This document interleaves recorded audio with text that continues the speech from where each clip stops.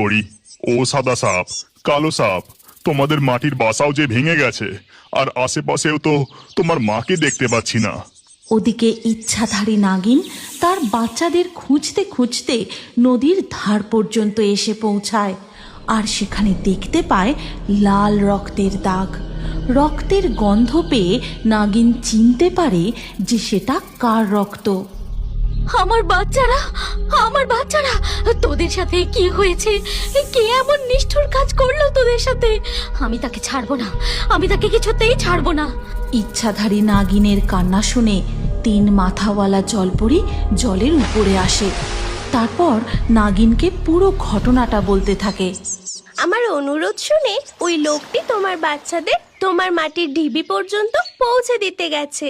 আপনাকে অনেক ধন্যবাদ 3 মাথাওয়ালা জলপরি, কিন্তু আপনি যে অজান্তেই এক সাপুড়ের হাতে আমার বাচ্চাদের তুলে দিয়েছেন।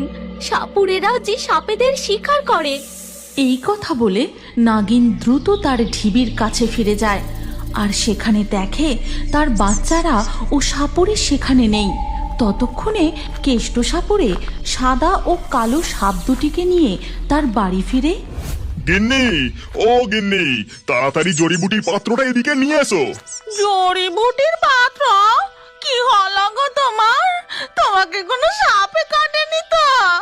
না গিন্নি, দেখো এই সাদা সাপটি খুব আঘাত পেয়েছে, রক্ত বেরোচ্ছে, তাড়াতাড়ি এর চিকিৎসা না করলে মারা যাবে।